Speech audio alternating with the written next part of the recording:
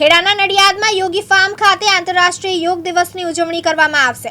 21મી જૂને વિશ્વ યોગ દિવસની ઉજવણીમાં જિલ્લામાંથી વધુને વધુ લોકો જોડાય તેવું જિલ્લા કલેક્ટરે આહવાન કર્યું। યોગ સ્વાસ્થ્ય માટે ખૂબ જ મહત્વપૂર્ણ છે।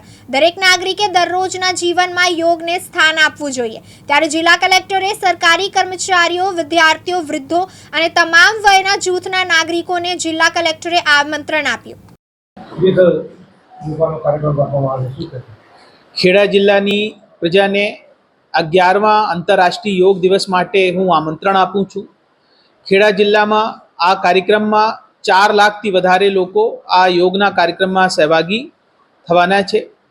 જિલ્લા કક્ષાનો કાર્યક્રમ નડિયાદમાં યોગી ફોર્મ BAPS મંદિર ઉપર થવાના છે। પેરેલલી જિલ્લાની અંદર 15 જેવી લોકેશન ઉપર જે આઇકોનિક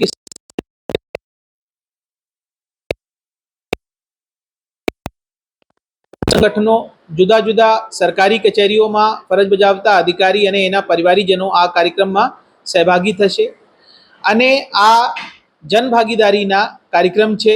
તો બધા પ્રજાજનોથી હું વિનંતી કરું છું કે આ કાર્યક્રમમાં મોટામાં મોટી સંખ્યામાં આપ લોકો સહભાગી થાઓ અને ખેડા જિલ્લા આરોગ્યલક્ષી લક્ષ્યને પૂરો કરે, સ્વસ્થ ખેડા થાય એ માટે હું ફરીથી આપને આમંત્રણ આપું છું। કેટલા લોકો સહયોગ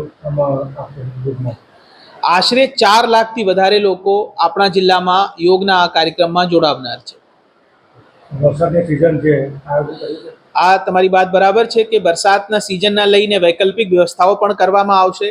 આપણે આશા રાખીએ કે મોસમ ખુલ્લું રહે, પર જો એવી કોઈ આગાહી થશે અને જો વરસાદની સ્થિતિ ઉત્પન્ન થશે તો વૈકલ્પિક જગ્યા ઉપર અમે મેક્સિમમ લોકોને પાર્ટિસિપેટ કરાવવાની વ્યવસ્થા પણ કરી છે।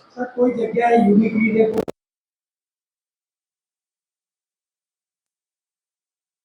મંદિરમાં આયોજન કર્યું છે અને આઇકોનિક સ્થળ આપણા જિલ્લામાં ઘણા છે, પર ચોમાસાની દ્રષ્ટિએ વધારેમાં વધારે લોકોને આપણે સમાવી શકીએ એના માટે અમે જ્યાં હોલ છે, મોટો સમાજની વાડીઓ છે અથવા કોઈ ધાર્મિક સ્થળ છે જ્યાં મેક્સિમમ લોકો પાર્ટિસિપેટ કરી શકે અને ઇલેક્ટ્રોનિક મીડિયમથી LED મારફત એ લોકો નિદર્શન પણ જોઈ શકે, એના માટે આઇકોનિક સ્થળ ખુલ્લામાં આ વખતે નહીં રાખવામાં આવ્યા છે। સર, આ વખતે યોગની થીમ પણ પત્રિકા રાખી છે। Yoga for one earth one health આ વખતે આંતરરાષ્ટ્રીય યોગ દિવસની થીમ છે। ત્રિશાલ પંડ્યા, દિવ્યાંગ ન્યૂઝ, નડિયાદ, ખેડા।